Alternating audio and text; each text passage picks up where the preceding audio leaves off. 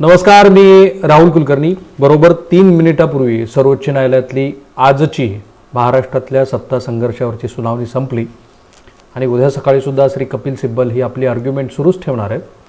आणि आजच्या दिवसभराच्या सुनावणीचा सारांश जर काढायचं झालं तर ते काय आहे, तर तुम्ही दिलेल्या 2 निवाड्यामुळं महाराष्ट्रातली आत्ताची स्थिती अशी तयार झालेली आहे की ज्यामुळं आत्ताच्या सभापतीकडं जर तुम्ही हे प्रकरण रेफर केलं तर त्याचा अल्टिमेट फायदा हा आत्ताच्या विद्यमान सत्ताधाऱ्यांना होईल. आणि तुमचीच ही चूक आहे, कारण तुम्ही असं म्हणाला होता, you have said this even in Nabam Rebia case and even in 2 orders of this particular court regarding to Maharashtra सत्ता संघर्ष, की आम्ही हे करू शकतो, आम्ही करू. तर आत्ता कपिल सिब्बल असं म्हणतायत की तुम्ही घड्याळाचे काटे पूर्णपणे उलटे फिरवा. 21 जून 2022 या दिवशी महाराष्ट्रामध्ये जी स्थिती होती तीच तुम्ही पुन्हा लागू करा. कारण 21 जून 2022 या दिवशीची स्थिती म्हणजे काय, तर शिवसेना या राजकीय पक्षामध्ये कुठेही फूट पडलेली नाही. श्री उद्धव ठाकरे हेच महाराष्ट्र राज्याचे मुख्यमंत्री आहेत आणि ते मुख्यमंत्री असल्यामुळं त्यानंतरचा जो घटनाक्रम आहे तो घटनाक्रम जसा घडत गेलेला आहे ते त्या वेळच्या मंडळींना या संदर्भातला निर्णय घेण्याचे अधिकार द्या. म्हणजे श्री उद्धव ठाकरे यांचा पक्ष तो आहे तसाच राहील. त्यावेळेचे जे उपसभापती श्री नरहरी झिरवळ यांनी जी अपात्रते संदर्भातली कारवाई सुरू केलेली आहे तोही अधिकार त्यांच्याकडे राहील. आणि हे का मी म्हणतोय, तर तुम्हीच हे असं म्हणालेले आहात की तुमच्या ज्या 2 ऑर्डर्समुळं, एका ऑर्डरमुळं काय झालं तर 16 आमदारांच्या अपात्रतेबद्दल नैसर्गिक न्यायाच्या तत्वाप्रमाणे 48 तासाची मुदत ही काही योग्य नाही आहे, त्यामुळे तुम्ही 14 जुलैपर्यंत त्यांना वेळ वाढवून द्या असं जे न्यायालयाने सांगितलं. त्याच्या निकालपत्रामध्ये न्यायालय असं म्हणालेलं आहे की आम्ही हे करू शकतो, कारण ही ऑर्डर ही प्रायर टू फायनल ऑर्डर, म्हणजे जेव्हा काही अंतिम होईल त्याच्यावर ते आधारित आहे. नंतर दुसरी जी ऑर्डर दिली ती फ्लोअरवरती जी टेस्ट करायची होती. श्री उद्धव ठाकरे यांना जे सांगितलं होतं की तुम्ही तुमच्या विश्वासदर्शक ठरावाला सामोरे जा, त्याबद्दल पण न्यायालय असं म्हणाले की नाही, सॉरी, आम्ही हे रोखू नाही शकत. तर श्री कपिल सिब्बल यांचं असं म्हणणं आहे की आता तुम्ही 21 जूनची जी परिस्थिती होती महाराष्ट्रातली ती तयार करा. कारण हे तुम्ही कधी केलेलं आहे, तर यापूर्वी नवाब रेबिया केसमध्ये कोर्टाने हे असंच केलेलं होतं आणि त्यामुळे तुम्ही असं करू शकता. आणि हे कुठल्या कॉन्टेक्स्टमध्ये आलं आहे, तर सरन्यायाधीश हे असं म्हणत होते की हे कसं शक्य आहे, तुम्ही काय म्हणताय की इतका सगळा घटनाक्रम घडलेला आहे, नवे मुख्यमंत्री आलेले आहेत, आधीच्या मुख्यमंत्र्यांनी आपला राजीनामा दिलेला आहे, सभापतीची निवड झालेली आहे, 6 महिने उलटून गेलेले आहेत. आणि त्याच्यावरती बोलताना श्री कपिल सिब्बल यांनी असं म्हटलं की no my lord, you can do this. आज कपिल सिब्बल यांच्या संपूर्ण सुनावणीचा फोकस हा परिशिष्ट 10 म्हणजे जे अँटी डिफेक्शन लॉ आहे 10व्या परिशिष्टानुसार पक्ष म्हणजे काय याचं त्यांनी आज फार सुंदर डेफिनेशन दिलं. सुंदर in terms of understanding what is political party. काय लोकांची सवय अशी आहे की कुठल्याही चांगल्या गोष्टीला चांगलं म्हटलं की या बाजूचे किंवा त्या बाजूचे म्हणतात. असो, त्यांनी काय सांगितलं की पक्ष म्हणजे काय. आता उद्धव ठाकरे यांच्या कॉन्टेक्स्टमध्ये ते असल्यामुळं श्री उद्धव ठाकरे हे पक्षाचे प्रमुख आहेत. त्यांची 2013 आणि 2018 या 2 वर्षामध्ये पक्षप्रमुखपदी 5-5 वर्षासाठी निवड झालेली आहे. ती 2023 जानेवारीमध्ये पुन्हा नव्याने निवड व्हायची होती. आणि ते पक्षप्रमुख असल्यामुळं पक्ष आणि तिथे असलेल्या आमदारांनी, म्हणजे 23 जानेवारी 2018 या दिवशी मुंबईत झालेल्या बैठकीला उपस्थित असलेल्या आमदार, खासदार आणि तत्सम सर्व मंडळींनी पक्षाचे सर्वाधिकार श्री उद्धव ठाकरे यांना दिलेले आहेत. आणि पक्षाचे सर्वाधिकार दिलेले असल्यामुळं श्री उद्धव ठाकरे यांनीच एकनाथ शिंदे यांची पक्षनेता म्हणून विधिमंडळासाठी निवड केली आणि तशीच त्यांनी व्हीप म्हणून ज्यांची कोणाची निवड केली असेल त्यांनी केली. आता प्रश्न असा आला की परिशिष्ट 10 प्रमाणे श्री उद्धव ठाकरे यांना हा अधिकार आहे का, तर तो अधिकार कसा आहे हे समजावून सांगत असताना त्यांनी डिस्क्वालिफिकेशनच्या संदर्भामध्ये परिशिष्ट 10 मध्ये जे 3 महत्त्वाचे पॅरेज आहेत त्या पॅरामध्ये कुणी पक्षांतर केलेलं आहे याचा संदर्भ देत असताना पक्ष म्हणजे काय हे खूप व्यवस्थित डिफाईन केलं. त्यांच्या आजच्या आर्ग्युमेंटचा भाग महत्त्वाचा काय, तर विधिमंडळातला कुठलाही नेता हा पक्ष सांगेल तसाच तो वागतो.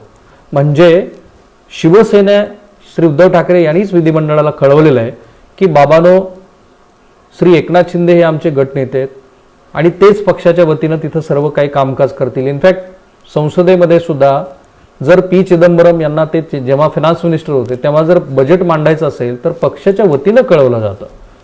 आणि पक्षाला संसदेमध्ये ज्यावेळेला अधिवेशन सुरू असतं, आणि हे सगळे आर्ग्युमेंट मी कपिल सिब्बल यांची सांगतो, जर सभागृह सुरू आहे आणि सभागृहामध्ये काही गोष्टी घडल्या तर त्या घडल्यानंतर त्याला काय पद्धतीनं उत्तर द्यायचं आहे हे सुद्धा पक्ष मिटिंग घेऊन ठरवतो. फार सार्कॅस्टिकली आणि क्युरियासिटी म्हणून सुद्धा सरन्यायाधीशांनी विचारलं की हल्ली असं होतं का? त्यावरती ते म्हणाले नाही, हल्ली व्हॉट्सअपवरती मेसेज येतात.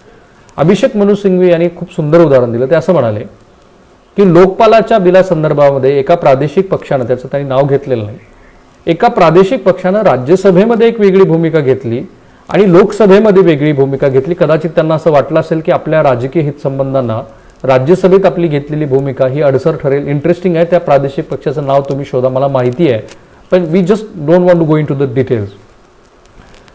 त्यानंतर पक्षाची विधिमंडळातली कुठलीही भूमिका हा कोण सेतू आहे? तर जो व्हीप आहे पक्षाचा, तो व्हीप हा राजकीय पक्षाची भूमिका ही विधिमंडळातल्या नेत्यांना सांगत असतो.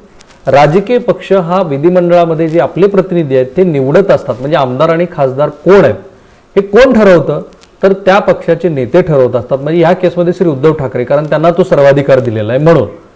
आणि म्हणून श्री उद्धव ठाकरे यांनी निवडलेल्या आमदार आणि खासदारांना विधिमंडळामध्ये कुठलीही वेगळी भूमिका घेण्याचा अधिकार नाही. आणि हे विश्लेषण करत असताना शेड्यूल 10 कडे ते पुन्हा पुन्हा येत होते. शेड्यूल 10 मध्ये तुम्ही जर स्वतः होऊन व्हॉलेंटरीली जर मेंबरशिप दिली तर तुम्ही डिस्क्वालिफाईड होता.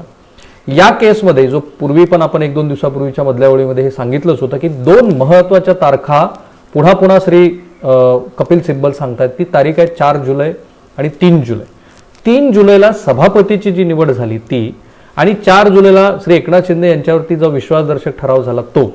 कारण हा मुद्दा आलेला आहे आणि माझ्या मते तो फार कळीचा मुद्दा आहे की श्री उद्धव ठाकरे यांनी भावनेच्या भरात दिला. कारण मी ती सुभाष देसाई यांच्याशी गप्पा मारले गेल्या आठवड्यात, तेव्हाच मी त्यांना म्हटलं होतं की हा भावनेच्या भराचा जो शिवसेनेचा की पॉईंट असेलही कदाचित राजकारणाचा, पण तो लिगॅलिटीच्या दृष्टीने फार अडचणीचा भाग आहे. तो हा जो मुद्दा होता, तर कपिल सिब्बल आज पण पुन्हा तेच म्हणाले की ज्या वेळेला शिवसेना ह्या राजकीय पक्षाने, कारण एकनाथ शिंदे यांनी ना कुठल्या नव्या पक्षाची स्थापना केलेली आहे, ना श्री एकनाथ शिंदे हे कुठल्या राजकीय पक्षामध्ये विलीन झालेले आहेत, आणि त्यामुळं ज्या वेळेला आधीच्या राजकीय पक्षानं बजावलेला व्हीप हा इंटॅक्ट आहे, त्यावेळेला 3 आणि 4 जुलैला जे काही घडलं त्याप्रमाणे श्री एकनाथ शिंदे आणि त्यांच्या सहकाऱ्यांनी आपल्या पक्षाच्या ध्येय धोरणाची प्रतारणा केलेली आहे. म्हणजे ते पक्षांतर बंदी कायद्यान्वये त्यांच्यावरच्या कारवाईला पात्र आहेत. आणि मग याच्यानंतर त्यांनी बरेच उदाहरणं दिली की हे कसं इंटरेस्टिंग घडलेलं आहे. असं ते म्हणत राहिले की ते काही म्हणतच नाहीत की आमचा नवा राजकीय पक्ष आहे, ते उलट असं म्हणतात की आय एम द शिवसेना. आणि मग त्यांनी जी सगळा घटनाक्रम सांगत असताना राजकीय पक्ष शिवसेना हा एकीकडे असताना ही सगळी मंडळी ही आसाममध्ये गुवाहाटीला गेली आणि तिथे बसून ते डिफाईन करत राहिले, ते सांगत राहिले की नाही, आता आमचे जे सुनील प्रभू आहेत जे पूर्वीचे, त्यांना आम्ही हटवलेलं आहे आणि भरत गोगावले हे आता आमचे नवीन व्हीप आहेत आणि श्री एकनाथ शिंदे हे पक्षप्रमुख आहेत. परिशिष्ट 10 प्रमाणे आणि वेगवेगळ्या खटल्यामध्ये आलेल्या राजकीय पक्षाच्या व्याख्याप्रमाणे राजकीय पक्ष हा विधिमंडळाच्या पेक्षाही अधिक महत्त्वाचा आहे. विधिमंडळ म्हणजे राजकीय पक्ष नव्हे. आणि म्हणून ज्या वेळेला एकनाथ शिंदे हे आसाममध्ये गुवाहाटीमध्ये बसून मीच नेता असं सांगत होते किंवा भरत गोगावले यांची नियुक्ती करत होते, ते कॉन्स्टिट्युशनली बरोबर नाही हे त्यांनी सांगण्याचा आज प्रयत्न केला. कोर्टाने त्यांना खूप काउंटर प्रश्नही विचारले. मला असं वाटतं की ज्यांना या गोष्टीचा अंदाज घ्यायचा आहे त्यांना या 2-3 महत्त्वाच्या प्रश्नामध्येच काही गोष्टीचे कोर्टाने केलेले जे विचारणा आहेत त्याच्यात येऊ शकतं. कोर्ट कालपासून सतत म्हणत आहे की सभापतींचे जे अधिकार आहेत त्या अधिकारातच ह्या गोष्टी डिफाईन व्हायला हव्यात. म्हणजे विधिमंडळामधला जो नेता आहे, इनफॅक्ट त्यांनी हायब्रिड सिस्टीम असा पण उल्लेख केला कोर्टाने. हायब्रिड अधिकार म्हणजे श्री उद्धव ठाकरे हे कोण होते की ज्यांनी या विधिमंडळातल्या नेत्यांची निवड केली असा प्रश्न त्यांनी विचारला. म्हणजे उद्धव ठाकरे यांना विधिमंडळातला नेता निवडण्याचा अधिकार आहे का? कारण एकनाथ शिंदे यांची निवड कुणी केली तर विधिमंडळात ज्यांच्याकडे बहुमत आहे अशा गटाने केलेली आहे, तिथे हा प्रश्न आला होता. आणि म्हणून श्री कपिल सिब्बल म्हणत राहिले की उद्धव ठाकरे हे पक्षप्रमुख असल्यामुळे त्यांच्याकडे अधिकार आहे.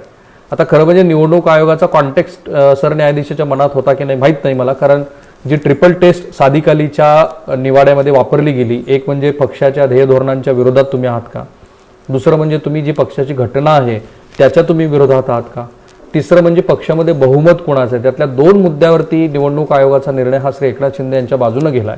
आणि म्हणून मला इथे ज्या कॉन्टेक्स्टमध्ये सरन्यायाधीशांनी हायब्रिड पॉवर वगैरे असे शब्द वापरले श्री उद्धव ठाकरे यांच्या ताकदीबद्दल किंवा त्यांच्या श्री एकनाथ शिंदे यांना नियुक्त करण्याबद्दल, ती पुढे महत्वाची कदाचित घडामोड ठरू शकते. पण सरन्यायाधीश सातत्यानं हे विचारत होते किंवा म्हणत होते किंवा कालही ते म्हणाले की सभापतींचे अधिकार इथे महत्वाचे नाही आहेत का. कारण जे काही आहे म्हणजे विधिमंडळातला नेता कोण, विधिमंडळात कुणाचं बहुमत आहे, विधिमंडळामध्ये ज्या एकनाथ शिंदे गटाच्या बाजूने ज्या बाजू मांडण्यात आलेल्या आहेत किंवा आधी 16 मग राहिलेल्या 25 यांना अपात्रतेबद्दलच्या ज्या नोटिसा बजावण्यात आलेल्या आहेत किंवा एकनाथ शिंदे यांच्या गटाच्या बाजूनं दुसऱ्या गटाला जी अपात्रतेची नोटीस बजावण्यात आलेली, ह्या सगळ्यांचा निर्णय घेण्याचा अधिकार हा आम्हाला नाही आहे, हे सर्वोच्च न्यायालयाने आज पुन्हा एकदा सूचित केलं. आणि त्यामुळंच ज्या कॉन्स्टिट्युशनली डिफाईन झालेल्या आपल्याकडच्या संस्था आहेत त्या संस्थांमध्ये एन्क्रोचमेंट हा जो इंग्रजी शब्द आहे की आपण दुसऱ्याच्या अधिकारावरती आपण अधिकार क्षेत्रामध्ये जाऊ शकत नाही, हे कोर्ट वारंवार सुचवू इच्छित होतं. आणि ह्या सगळ्यानंतर ज्या वेळेला शेवटच्या 15-20 मिनिटांमध्ये कपिल सिब्बल यांची आर्ग्युमेंट आली ती अशी आली की सन्माननीय न्यायाधीशांनी जर भारतीय लोकशाहीमध्ये असलेल्या सर्व संस्थांवरचा जर विश्वास कायम राहावा असं वाटत असेल तर त्याच्यासाठी संस्थात्मक विश्वास कायम राहाव्यात अशा पद्धतीचा निकाल आम्हाला द्यावा असं वाटतं. आता काय होतं की बऱ्याच वेळेला काल पण आपण बघितलं की सभापतींच्या बद्दल काल सरन्यायाधीशाने म्हटलं की तुम्हाला ज्या वेळेला सभापती हे आपल्या बाजूने वागतायत असं वाटतं त्यावेळेला ते कॉन्स्टिट्युशनली बरोबर आहेत असं म्हणता तुम्ही मिस्टर सिब्बल, आणि ज्या वेळेला ते आपल्या विरोधात आहेत असं वाटतं त्यावेळेला तुम्ही राहुल नार्वेकर हे पार्टिजन असतील असं सुचवता. आज पण एक्झॅक्टली नवाब रबिया केसबद्दल असंच झालं. काही संदर्भामध्ये कपिल सिब्बल असं म्हणाले की नवाब रबियाची केस इथं अप्लाय होते आणि त्याप्रमाणे म्हणजे तुम्ही you can set a clock back, म्हणजे तुम्ही पुन्हा एकदा घड्याळाचे काटे उलटे फिरू शकता, जे एक्झॅक्टली नवाब रबिया केसमध्ये अरुणाचल प्रदेशच्या संदर्भामध्ये न्यायालयाने केलेलं आहे. तर तिथे तुम्हाला तो चालतो. आणि दुसरीकडे मात्र नवाब रबिया केसमध्ये जे त्यावेळेचं वर्डिक्ट आहे की सभापतीवरती अविश्वासाचा ठराव आला असेल तर त्या सभापतीला सभागृहामध्ये कुठलाही निर्णय घेण्याचा अधिकार नाही. ते कसं चालत नाही असंही सर्वोच्च न्यायालयाने विचारलं. आणखीन एका न्यायाधीशाने विचारलं आणि जे फार यासाठी महत्वाचं आहे की आजचा संपूर्ण जो केस आहे ना तो केस पक्ष म्हणजे काय, पक्षाचे अधिकार काय आहेत, पक्षांनी नियुक्त केलेल्या मंडळींनी सभागृहात काय करायला हवं, पक्षाच्या ध्येय धोरणांच्या विरोधामध्ये जर विधिमंडळातले नेते वागले तर जनतेकडे गेल्यानंतर जनतेचा जो कौल असतो किंवा जो मिळालेला कौल आहे त्या कौलाशी केलेली प्रतारणा आहे, अशा पद्धतीची मांडणी श्री कपिल सिब्बल हे सातत्यानं करत होते. 5 पैकी एका न्यायाधीशांनी त्यांना एक वेगळाच प्रश्न विचारला. ते असं म्हणाले की समजा असं बऱ्याच वेळेला आपण बघतो की पक्षाचे जे नेते आहेत तेच पक्षाचे नेते हे स्थानिक पातळीवरचे म्हणजे त्यांनी डिस्ट्रिक्ट लेवल लिडरशिप असा मुद्दा मांडला, तेच जिल्हा पातळीवरच्या नेतृत्वांना वाढवत असतं. आणि म्हणून विधिमंडळातले नेते हे वेगळे आहेत आणि त्यांच्यापेक्षा पक्ष वेगळा असं तुम्हाला म्हणायचं आहे का, असं त्यांनी कपिल सिब्बल यांना विचारलं.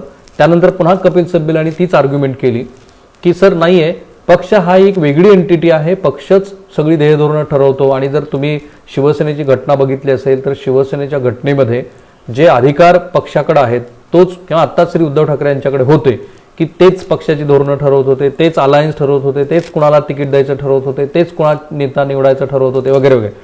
हे सगळे जे भाग आहेत ना त्याच्याबद्दल ते बोलले. मला जरा आज राहून असं वाटून गेलं की समजा उद्या असा विषय आला की विधिमंडळामध्ये असलेल्या आमदारापैकी किती जण कार्यकारिणीचे सदस्य आहेत किंवा किती जण जिल्हा प्रमुख आहेत. कारण दिवंगत बाळासाहेब ठाकरे यांच्या राजकारणातला सर्वात महत्त्वाचा अंग राहिलेला आहे. आपल्यापैकी ज्यांना शिवसेना जवळून माहिती आहे त्यांना कळेल की शिवसेनेच्या आमदार आणि खासदारापेक्षा जिल्हा प्रमुखांचे अधिकार जास्त होते आणि बऱ्याच वेळेला आमदार खासदार वेगळे आणि जिल्हा प्रमुख वेगळे होते. या उद्धव ठाकरे यांच्या राजकारणामध्ये हा बाजूला गेलाय हे प्रकर्षाने जाणवलं. आणि जे आमदार आहेत तेच बऱ्याच ठिकाणी जिल्हा प्रमुख झाले, म्हणजे श्री कैलास पाटील असतील किंवा तुमचे गुलाबराव पाटील असतील किंवा अशी भरत गोगावले असतील, अशी बरीच नावं आपल्याला सांगता येतील की जे आमदार पण होते आणि त्या जिल्ह्याचे प्रमुख पण होते. या केसमध्ये पुढे ही आर्ग्युमेंट होऊ शकते, कारण याच्यावरती आज चर्चा झाली की विधिमंडळात ते जे आमदार आहेत तेच पक्षामध्ये पण पदाधिकारी आहेत. सो आज पक्ष म्हणजे काय, याबरोबरच राज्यपालांच्या घटनात्मक न वागण्याबद्दल कॉन्स्टिट्युशनल फ्रेमवर्कमध्ये काही प्रश्न कपिल सिब्बल यांनी विचारले. त्यांचं काय म्हणणं आहे की ज्या वेळेला अपात्रतेसंदर्भातली नोटीस आमदारावरती बजावलेली आहे त्यावेळेला आणि ज्यावेळेला प्रत्यक्षामध्ये विधिमंडळामध्ये विश्वासदर्शक ठराव मंजूर झाला त्यावेळेला घटनेला अभिप्रेत असल्याप्रमाणे राज्यपाल वागले नाहीत. आणि त्याच्या आधी ते असं म्हणाले की तुमच्या 2 निवाड्यामुळे जी परिस्थिती बिकट निर्माण झाली होती ती पुढे कायम राहिली, कारण राज्यपालांनी घटनेला अनुसरून वर्तन केलं नाही. कुठल्या कॉन्टेक्स्टमध्ये, तर राज्यपालांना माहिती आहे की 16 आमदारांच्या अपात्रतेबद्दलची नोटीस इश्यू झालेली आहे. श्री एकनाथ शिंदे यांनी असा कुठेही क्लेम केलेला नाही की ते ह्या पक्षाचे नेते आहेत. मग त्यांचं असं म्हणणं होतं कपिल सिब्बल यांचं की कशाच्या आधारावरती श्री देवेंद्र फडणवीस आणि एकनाथ शिंदे यांच्या जोडीला तुम्ही मुख्यमंत्री आणि उपमुख्यमंत्री पदाची शपथ दिली. कारण एकनाथ शिंदेनी कुठेही असं म्हटलेलं नाही की मी शिवसेना या पक्षाचा नेता आहे आणि त्यांनी ते प्रूव्ह केलेलं नाही आहे राज्यपालांच्या समोर. आणि म्हणून राज्यपालांनी त्यांना जी शपथ दिली ती घटनाबाह्य आहे, कारण ज्याचा गटच माहिती नाही आहे, ज्याचा पक्षच माहिती नाही आहे, अशा मंडळीला तुम्ही मुख्यमंत्री पदाची जी शपथ दिली, अशा नेत्याला जी शपथ दिली ती घटनेला अनुसरून नाही आहे. आणि म्हणून सन्माननीय राज्यपाल हे घटनेच्या विरोधात वागलेत, अशा पद्धतीची आर्ग्युमेंट त्यांची होती. म्हणजे पक्ष काय होता, त्याच्याप्रमाणे शेड्यूल 10 काय आहे, त्या आर्ग्युमेंटला जोडून त्यांनी काही गोष्टी ज्या मांडल्या त्या मांडत असताना आपला जो डिफेन्स आहे तो मुख्यत्वे 10व्या सूचीवरतीच आधारित राहील, अशा पद्धतीची आजची त्यांची आर्ग्युमेंट होती. आजची आर्ग्युमेंट संपलेली नाही आहे.